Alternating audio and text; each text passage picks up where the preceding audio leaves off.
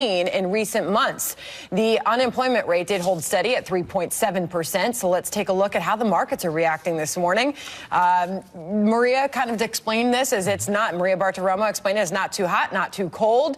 And the market's sort of finding their footing here. And they initially got a pop out of the gate this morning. They were just up more than 100 points. Now the Dow is up about 60 points. Charles Payne will join us on all of this breaking news and break down that number for you just ahead. Meanwhile, fired FBI Director James Comey right now on Capitol Hill for a closed-door interview on his handling of the Clinton email investigation.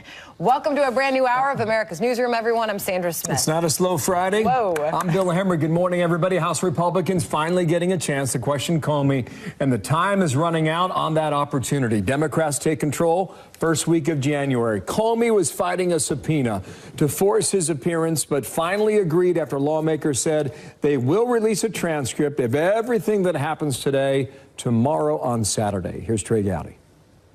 The FBI had a criminal investigation into a presidential candidate, and then less than a month after that ended, they launched a counterintelligence investigation into the campaign of the other major presidential candidate. It is not too much to ask for the former head of that entity to come explain to Congress the decisions made and not made during the relevant time period. All right, Mike Emanuel's watching all the movements up there on the Hill. Good morning, Mike, live on Capitol Hill. Bill, Sandra, good morning to you. This is an important moment for these House Republicans on these relevant committees who've been wanting to question the former FBI director. James Comey arrived here on Capitol Hill a short time ago ahead of his closed-door under oath session with House lawmakers. There was a compromise struck by agreeing to release a full transcript to avoid selective leaks. Some questions for Comey about the integrity of the Department of Justice, the possibility of FISA or Foreign Intelligence Surveillance Act abuse, and regarding some of the comments he's made in interviews since leaving the FBI. Ohio Republican Congressman Jim Jordan tweeted a few minutes ago, Comey in for questions today. Rosenstein should be next. It's been 11 weeks since he made comments about wearing a wire to record the president invoking the 25th Amendment. The House Oversight Chairman offered a preview of this session with Jim Comey. This is an investigation, a counterintelligence investigation into the campaign of a presidential candidate. So what is the threshold for the reliability and credibility of the information? I have long known that the FBI did not corroborate that information before they used it the first time. Let's find out whether or not they made any effort to corroborate it before they used it the second time, or the third time, or the fourth time. There is certainly plenty of tension going into this closed-door session. For example, Jim Comey's attorney took this swipe at Chairman Gowdy. It's really interesting. You have Congressman Gowdy, who spent several years trying to get an investigation, spent tens of millions of dollars on Benghazi and came up with nothing. And in a fraction of that time, Bob Mueller has come up with upwards of 30 indictments. So I think that's an interesting dynamic to these hearings. House Republicans have an opportunity this hour to have a lot of their questions answered before turning over the chairman's gavels to the Democrats. Bill, Sandra. Thank you, Mike. Thank you, Mike. Well, there is other breaking news to get to. On the other side of Pennsylvania Avenue, President Trump announcing just minutes ago that he will nominate Bill Barr as Attorney General and Heather Nauert as UN Ambassador. Rich Edson's live in Washington with these breaking details. Rich?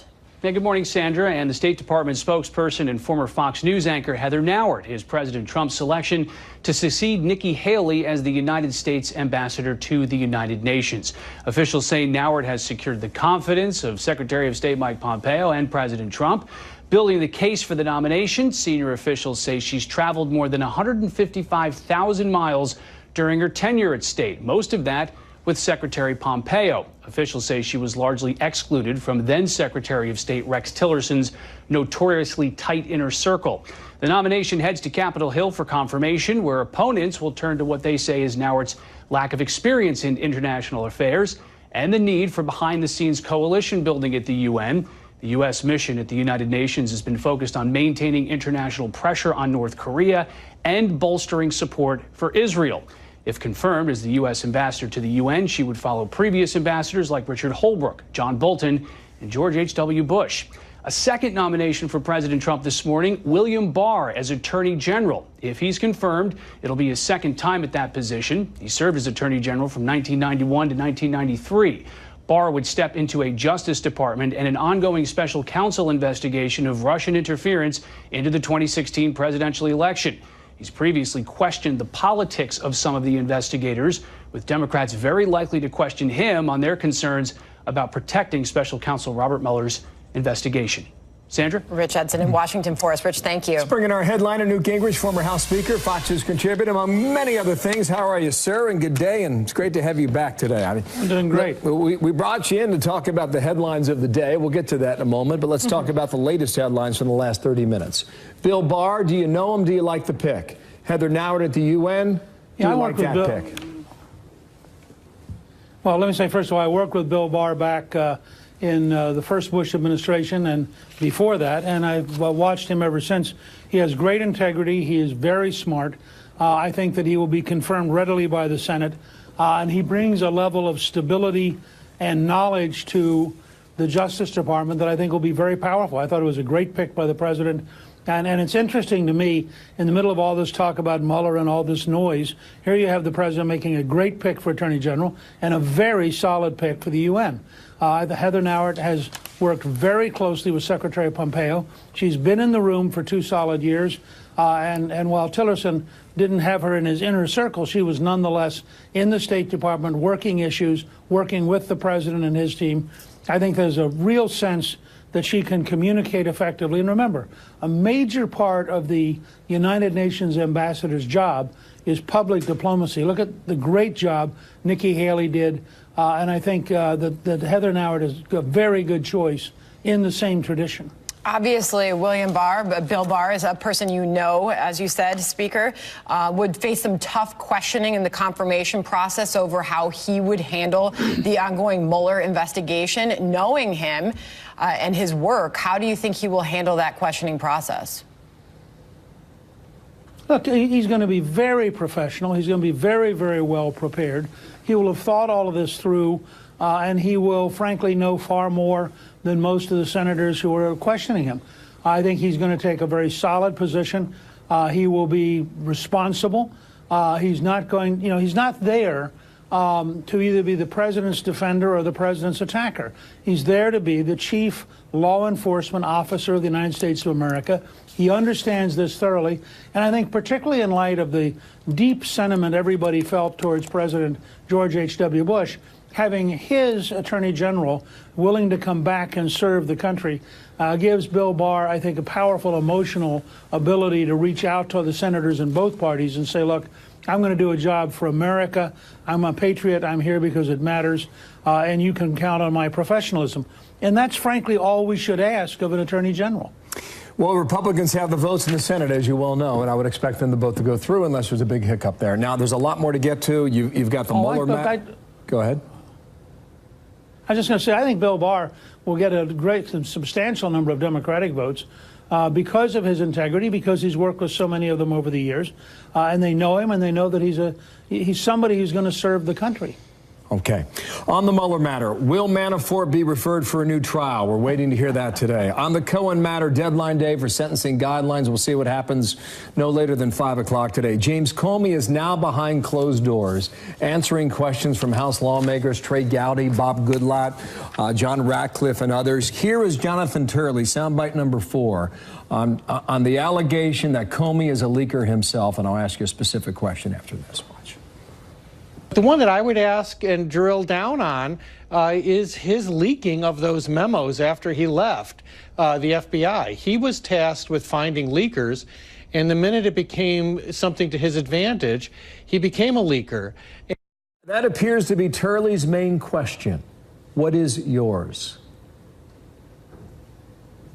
Look, I think the real question, and you had a little bit of this a few minutes ago from Trey Gowdy, the real question is the entire thought process by which the director of the FBI, who is supposed to be the nation's top law enforcement figure in terms of criminal law, what was his decision process both with Hillary Clinton and with Donald Trump? I mean, you have this guy who I think was rendering judgments that were way, way above his pay grade. He had no right to be doing a lot of the stuff he was doing, and it's never been completely explained. And the more we learned about how he ran the FBI, the more the people around him who are now in trouble. It's really, I think, a problem that we have to dig into ultimately because you can't have the nation's top law enforcement agency riddled with people who abuse the power for their own ideas or their own psychological interests. Meanwhile, Mr. Speaker, another fascinating day for U.S. markets. Looking at the Dow right now, it was just up 100 points. Now it's in the red. Following these markets will make you seasick. One day of Wednesday, no day of trading for a national day of mourning, but it has been a wild ride on Wall Street this week. A lot of questions and uncertainty surrounding trade. The president's top guy on trade, Peter Navarro, said this most recently.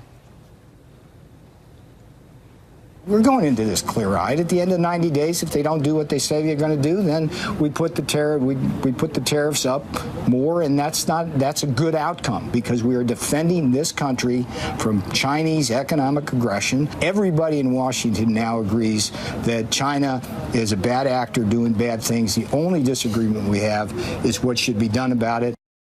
That was Peter Navarro talking to Brett Baier outside the White House. It's tough to navigate through all this and really find out what the president is going to get done on trade. Well, let me separate the two. I'm going to really disappoint you on markets. I don't worry about it. Markets go up, markets go down, depending on when you got into this market. It's gone up so much, so dramatically for so long that it could go down a good ways, and most people are still going to be profitable. So I don't think you can tell from the daily confusion of the marketplace. On trade, we have a real problem. The Chinese have routinely cheated across the board in a way which I'm actually working on a book for next summer on China. And I think the subtitle is going to be Change or Die, because the truth is we can't allow the Chinese to continue to steal our intellectual property. We can't allow them to continue to have all sorts of one-sided deals on trade. And we have to recognize that this is a big country with a determined effort to become the leading country in the world. And if we don't find a way to negotiate aggressively and fairly and get a real change in their behavior, we're in real trouble in the long run. Well, Larry Kudlow's making a round of interviews today, and what he's saying about this is that this is a national security issue as it relates to the trade talks and, well, I guess more to the point, the arrest of this businesswoman in Canada the other day. Here's the question. It's an elevation of matters, and it happened over the weekend, the same time the talks are breaking off in Argentina. Kudlow's saying that we've been warning them on this matter for a long time. I bet America probably is not aware that if you buy a Tesla that's made in China, and a lot of times the data that's collecting that car goes back to Beijing. And I think if people became aware of that, they'd be a little more alerted to this. Here is the question. Has the administration communicated effectively to the American people what is on the line and what they're trying to execute? No, they have not yet. And it's a major challenge to all of us. We've gone through a long period where all of us, I would include me, all of us kept hoping that China's opening up in markets would lead them to become a normal country, to follow the rule of law, to be a fair trading partner. And as Michael Pillsbury, in a brilliant book called The 100-Year Marathon, which is probably the best introduction to the problem of Chinese behavior, he points out, and he's one of the people who's had to change his mind, because the longer you watch them, the more you realize that the Chinese are engaged in it. And it's not that they're bad people, but their entire culture, their entire background is so dramatically different than ours that they regard cheating as routine. It's not breaking the rules, it is the rules. And we're going to have to be tough enough and firm enough, and it is a national security issue. They steal hundreds of billions of dollars a year in intellectual property. They have all sorts of equipment militarily that is basically American equipment that they stole through the internet. They hack routinely into the Defense Department. And this is very aggressive behavior, and it's not 12 teenagers in Shanghai. This is a division of the People's Liberation Army located just outside Beijing, which is actively dedicated to penetrating and stealing American intellectual property. This is the kind of stuff that has to change, and frankly, it isn't going to change easily. The Chinese aren't going to turn around and say, oh gosh, we really would like to be fair players now. They're going to grudgingly, day by day, over the next 4, 5, 6, 7 years, have to be drug into a fair relationship which will be very painful for them and a real change for them. If you don't make the 90-day deadline, that would be a very important message for the president to deliver from the White House. Part of what you just said right there. Sir, thank you for your time. Exactly. Newt Gingrich with us today. Thank you, sir. Mr. Speaker. Meanwhile, senators pushing a new bill to pay for that border wall with a big $25 billion price tag. So does it stand a chance of even passing? Also on the calendar, Bob Mueller has some significant deadlines today on the Russia matter and as they relate to it. What we might learn from the memos about Michael Cohen and Paul Manafort, our A-team is coming up on deck on that and a lot more. We'll see what the government is offering and what they're getting in return from Cohen. I think the same thing is true with Manafort. Look, it may be too late for Manafort to flip back, but we'll learn that probably later today.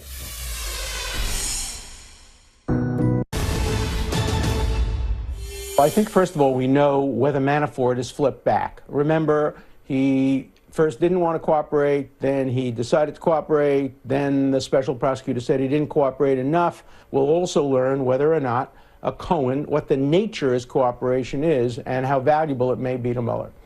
Well, that was Alan Dershowitz last hour on what Special Counsel Robert Mueller could reveal about the progress of his investigation today. Let's bring in America's A-Team, Ed Henry, Fox News Chief National Correspondent.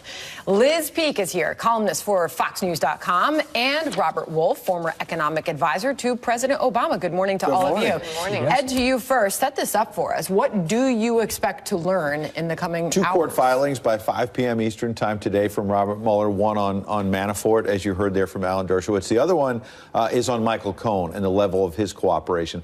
Frankly, I think with Manafort, you know, what he's already been busted for are crimes, financial crimes that appear at least to have nothing to do with the president, happened before the campaign.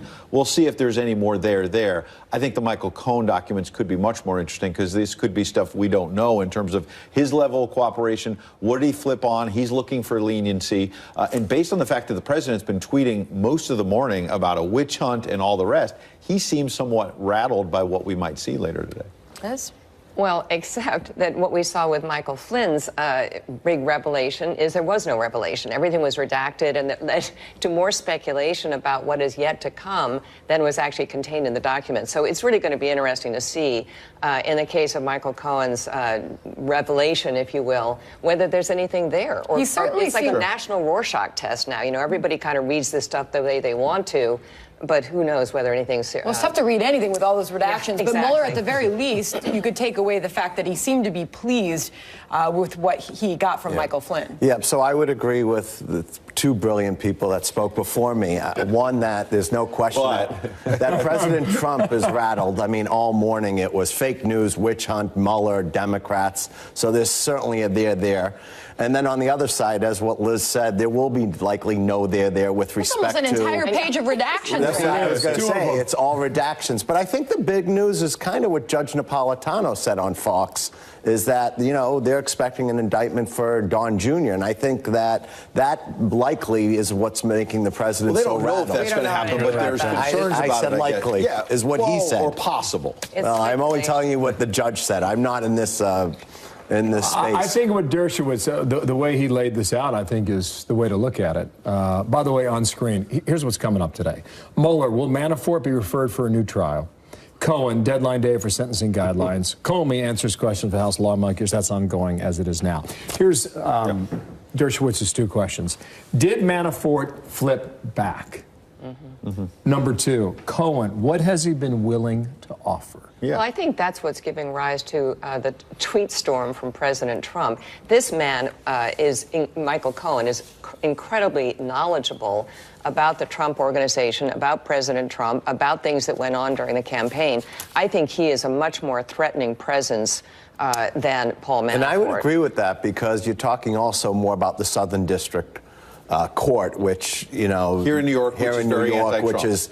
Well, I don't know, anti-Trump or not, but at the end of the day, it's something that can't be pardoned. Sure. So there is nothing that, you know, the president can influence, and whether it's accurate, Bill, that Manafort flipped back and flipped one way, we know that Cohen hasn't. I agree with the idea that Cohen could be more dangerous to the president than Manafort. Manafort we've known for months and months and months, and there hasn't been a shoe to drop, at least not yet, there against the president. So despite all the hyperventilating by people on the left, Cohen is more of a danger. However, Cohen is also now an admitted liar, right? Exactly. He's saying I lied. So his credibility is going to be in question. That's what the president will be going after. And look, we've been here before, as Liz said earlier.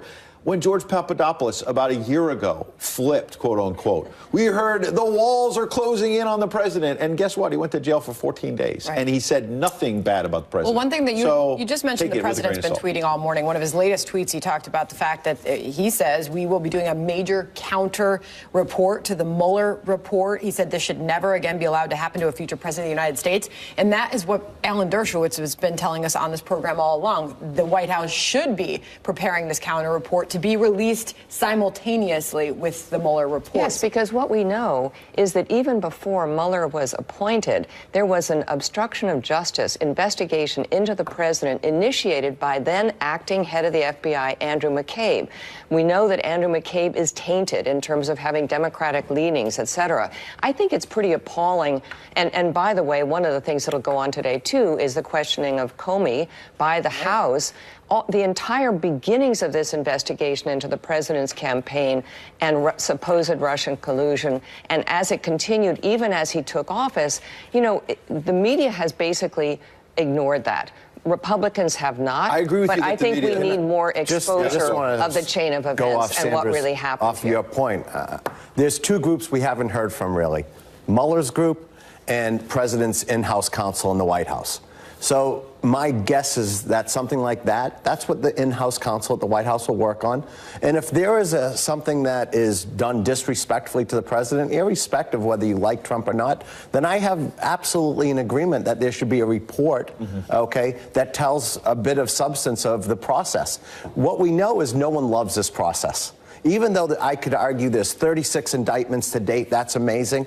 I even say to myself, when is this going to be over? Well, and there's been text messages and emails suggesting they wanted to get the president. I apologize for interrupting you, but on that point, there was conventional wisdom over the past couple of weeks that Mueller was getting ready to wrap this thing up and end it before, you know, Christmas break, and then because Democrats move in the first week of January. Is that your sense as well, living in Washington? Honestly, I think what Robert said a moment ago is absolutely right, that Mueller hasn't really leaked, and Mueller has kept everything close to the vest.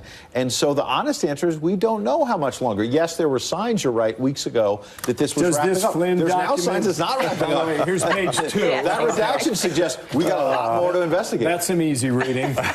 Here is page 4. That won't take you long. That's very revealing, I think. Yeah. Right, but the key is... And we all wait till 5 o'clock to see what the next 4 pages what's the next are redaction? like. But what's underneath that? Is it some big blockbuster, or is it a whole lot of nothing? The honest answer is we don't know. Thank you, Ed. Thank you, Liz. Thank you. See you guys in a moment here. Got an alert now on the economy. It's unemployment rate holding steady, 3.7%. That's nearly a 5-decade low. How are markets reacting? Well, we'll check that. What happened there, Sandra? I mean, look, we were like all blue skies an hour ago. Need some Dramamine, I said. Money man Charles Payne's coming up on what it means for your bottom line. A matter of moments here. We'll talk to Charles. Plus, a new election could be in the works in North Carolina after a congressional race there is rocked by allegations of fraud. So, will there be a redo? What needs to happen right now is a comprehensive and transparent and nonpartisan investigative process so that voters can have confidence that the system is functioning as it should. Is there... 10:31, Fox News Alert now. Brand new jobs number out for the month of November. Waiting on that, U.S. employers added 155,000. Unemployment rate stays at 3.7%. Take a look at the board. 154 to the downside, up and down all week. Charles Payne, host of Making Money, Fox Business Network. Hello, sir. 155. The expectation was higher than that. It was around 200,000. It was around 200,000. How do you read it? But we did get ADP yesterday, so we should have known it could have been lower. Private sector was 165,000. It's when you're at 3.7% unemployment, you start getting there what they call full employment. So the numbers are naturally going to come down. So I would say a slight disappointment. The good news is that wages are up again 3.1%. And I think that's probably a more critical aspect of the report, just that now we're starting to see this wage growth that has been missing for many Americans for decades starting to make its way through the system. People are making more money. Are we looking too much into the market fluctuations? I mean, it can be scary when you look at the big board and the Dow's down 600 points, which at one point yesterday it was, and more. This morning, out of the gate, stocks went up. Now they were just down 200 points a second ago. I mean, it's hard to keep track of, and it can be concerning. It can be concerning if you're too myopic as an investor and you're watching these. We were down as much as 800 yesterday, right? So we came all the way back. The Nasdaq went positive. You're going to drive yourself nuts, particularly with the advent of these machines, right, and the algorithms and the computerized trading. You know, that's a big thing coming up now. Should we stop this? Should we stop these machines? Come on, aren't they just reflecting sentiment? No, not really. When they're just put into, like, if let's say the S&P 500 goes below the 200-day moving average, and they automatically sell. That has nothing necessarily to do with sentiment. Get in these debates all the time. We won't even go there now. But the point is, though, I mean, you were talking about this volatility. You know, sometimes if you're down 800, people are going to be scared. And if you're down 800 because the machines went berserk, should you be scared? Are they really reflecting sentiment or creating sentiment? Good. Job openings, retail industry rose nearly 5% in a month when they normally You know the stuff I like and the things I look at, folks. For instance, in this particular report, retail sales jobs, 18,000. A year ago, they were 27,000. They pay $583 a week. Where are these? So, but guess what? The warehouse jobs, again, we're talking low-skilled jobs, 25,000. A year ago, they were 12,000. They pay $810 a week. Wow. So the composition of these jobs, to your point, I really like what's happening here with the composition of the jobs, and that's why the wage growth is going up. What we're looking at right now is all a guessing game about the Federal Reserve. No one knows what the Federal Reserve is going to do next, and that's all this is a pure guessing game. Good comment. You want to go to China on the Trump really interesting. tweet? Yeah, and as far as what we're hearing on China, that too is difficult to navigate. The president's most recent words on this statement from China: the teams of both sides are now having smooth communications and good cooperation with each other. We are full of confidence that an agreement can be reached within the next 90 days. I agree. So he was basically putting the statement from China on his Twitter account, saying he agrees with that sentiment. Do you? A full agreement, not a full agreement, but I think we're doing substantially better than it's been reported in the American media. This is so interesting because if you go to the Ministry of Commerce, China Ministry of Commerce website, you'll see much more positive comments there. If you go to the South China Morning Post and read their stuff, much more positive comments. China Daily, much more positive comments than you get even in the American media. And so on that point, I'm glad President Trump is putting this out to let people know, hey, China really is trying to negotiate this. It is different this time. Doesn't mean we're going to get everything that we want, but we're getting more progress than many people expected 6 months ago. One final comment on this. Washington Post op-ed. Here's what was in that opinion piece. U.S.-China economic confrontation is going to get worse before it gets better. Something the markets are beginning to realize. Critics will paint this coming escalation as anti-business or anti-China, but it's actually about defending America. And Larry Kudlow said something similar just today on that. Well, they're absolutely right. Even the Washington Post gets it right every now and then. Well, Larry Kudlow's point all along has been that this is, you know, a continued threat to our national security. Well, there's national security, there's job security, there's everything else. Let's face it, when Wall Street defends this status quo because, you know, they don't want supply chains messed up, supply chains is a euphemism, right, for cheap labor, child labor, indentured labor, slave labor. You know, I mean, listen, Wall Street wants big profit margins. Those big profit margins saw 7 million manufacturing jobs leave this country. So just like the USMCA, Wall Street didn't like the deal because more cars are going to be made in America. Can you imagine that? So they may cost a little bit more. At some point, you got to wake up and say, hey, you know, you got to have customers before you can worry about profit margins. So I think they're right. This is about America across the board, economic security and national security with the IP theft. Thank you, buddy. See you at 2 o'clock. All right, guys. Great See you. Discussion. Thank you. How you feeling? You're right. I'm better. I'm about 83% better, I think. It's 2 weeks, this guy. He's a tough guy. Yeah, He's 2 weeks to be battling. Thank you, Charles. See you. Right on. North Carolina, the authority, the authoritative body, said that they will meet by December 21st. They could certify the election. They could call for a new election, which would be of the same parties in the general election within 75 days. Or they could just throw the whole thing out. I don't think the option of a recount is a lively one. Well, that's Nancy Pelosi there on the fraud allegations rocking North Carolina's 9th congressional district. It's been more than a month now since the midterm elections, but officials are still holding off on certifying the winner in that race. Jonathan Seri is live in Atlanta for us this morning. Jonathan. Hi, Sandra. Well, you look back to election night, you had the Democrat Dan McCready giving a concession speech. Now, McCready is withdrawing his concession. He made the announcement on social media. Take a look. Serve overseas in the Marine Corps just to come back home and watch politicians and career criminals attack our democracy. That's why today I withdraw my concession to Mark Harris, who's remained completely silent. And I call on Mark Harris to tell us exactly what he knew and when he knew it. This morning, the New York Times reports the campaign of Republican Mark Harris has disclosed it owes more than $34,000 in connection with a voter turnout effort in Bladen County that has been called into question. State elections officials are investigating allegations that a political operative ran a door-to-door operation to collect absentee ballots from voters, which is illegal in that state. North Carolina Republicans insist Harris had no knowledge of any illegal activity, but they say they would support a completely new election if state investigators are able to show that these alleged voter irregularities affected the outcome of the race. Take a listen. We're calling for transparency. We're calling for a fully bipartisan task force to lead the investigation. And finally, that the investigation be broad enough, have a broad enough scope to satisfy the concerns of all North Carolinians.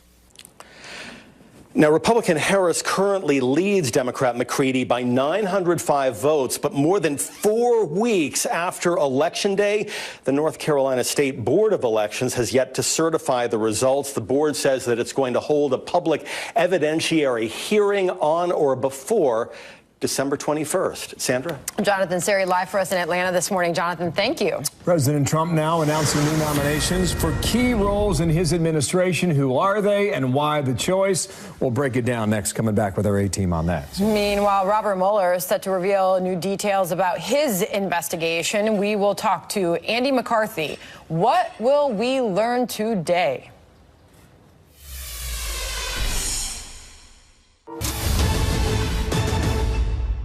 Bill Barr will be nominated for the United States Attorney General position. I think he will serve with great distinction.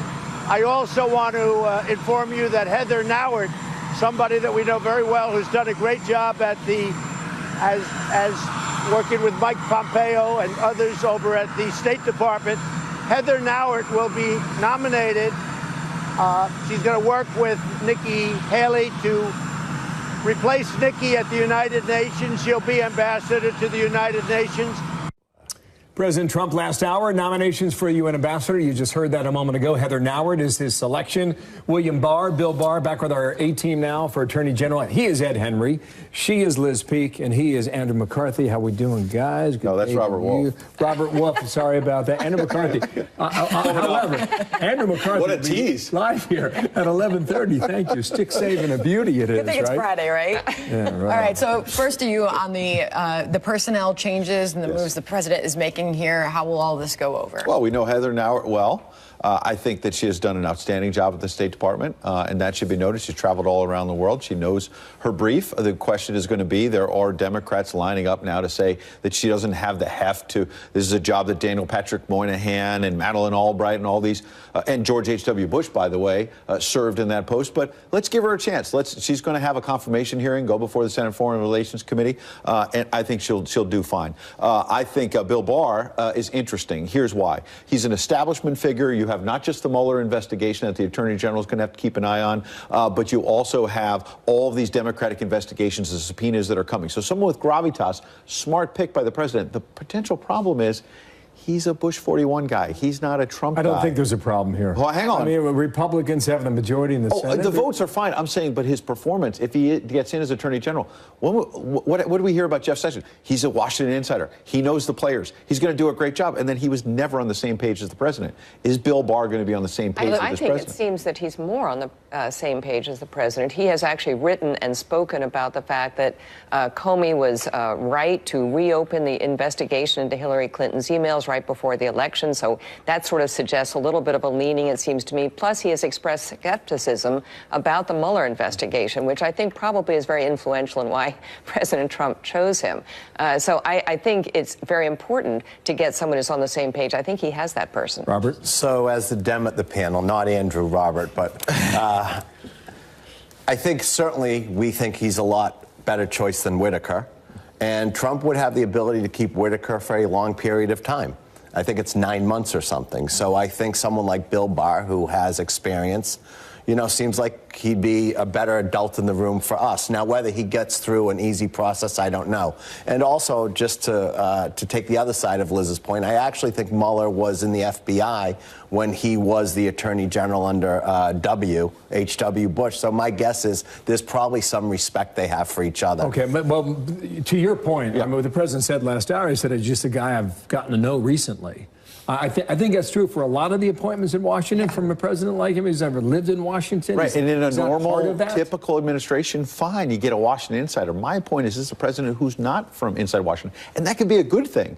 He's shaking things up, and I know there's a lot of people around, in the establishment who hate that, but he's shaking things up. He ran as an outsider, and my point is, you just rearrange the deck chairs of a bunch of guys who have been in Washington before. Yes, it's great to have some experience, but my point is that he might not really have somebody that he can personally trust. We'll keep our powder dry for now. Liz, on James Comey, he's behind closed doors right now, taking questions. Jerry Nadler told Catherine Harrods in the last hour that the first week of January, they're going to end all these investigations. This is truly a drop-dead moment for Trey Gowdy, Bob Goodlatte, John Ratcliffe. Right. They're going to drop some investigations. They're going to open up a whole slew of other ones into everything to do with President Trump. So I think the American people are going to get tired of this. I don't think the questions about the origins of the Mueller investigation are going to go away. I don't think, frankly, by the way, another thing that Barr is interested in is the whole question of Hillary Clinton's involvement with the Uranium One sale. So I don't think any of those things are going to go away in the public's mind. It may be that, yes, the Republicans in the House are not going to have a chance to forward those investigations. Instead, we'll be looking at all the things that Mueller's been looking at. Why Comey made the decisions he did in the summer of 2016 totally. as what was behind with regard to Hillary Clinton's emails. So I'll just say the only bipartisan thing in Washington today is both the Dems and the Republicans are pissed at Comey. So there's no question. He brought them together. You know, our perspective is very different than the House's perspective. We actually think it was and what's fascinating from this the biggest change of the election session is that we're going to get to see every word of it within 24 hours. And it's not just about the Hillary Clinton investigation, by the way. It's about Christopher Steele, the former British spy, and the dossier. Exactly. Because James Comey was there, and he allowed that dossier, which was funded by the DNC and the Clinton campaign, we found out later, to be the basis of conducting surveillance of an American citizen in Carter Page. And we've never gotten answers on why. Carter Page has never been And he's never been charged with anything. And the man was under surveillance for months and months and months. Why? I think, though, during this chaotic period, this is not going to be real news either way. I mean, with the markets in disarray, with literally everything going on in be China. careful about using words like disarray. But there should be accountability, is my point. Whether it was Comey's handling of a Democratic investigation of Hillary Clinton, and you're right, Democrats are mad about that, or the handling of the Trump investigation. Why is there never accountability for all these folks who messed it up? Thank you, Robert. Thank you, Liz. Easy, Eddie. Robert, thank you. Andy McCarthy will join us. 11:30. He's going to be great. They would never do that to the Republicans on the set. You'll never forget Robert's name again. Happy Friday, everybody. Meanwhile, jury deliberations underway for the man who police say intentionally drove a car into a crowd. James Fields' defense attorneys arguing he was acting in self-defense. The prosecution says it was politically motivated. We are going to be live outside the courthouse with the latest on that. The jury in the James Fields trial already deliberating this morning. Fields charged with first-degree murder after plowing his car through a crowd of counter-protesters in Charlottesville, Virginia. Ellison Barber is live outside of the courthouse with the latest from there. Ellison, good morning. Good morning to you. Fields is facing life in prison right now. A jury of 12 is behind closed doors trying to decide his fate. When he left the courtroom this morning, Fields stared at his mother, who was there as well, for about 10 seconds. She shrugged her shoulders, and then he turned and left. She seemed to cry. Fields is charged with first-degree murder, fleeing the scene of an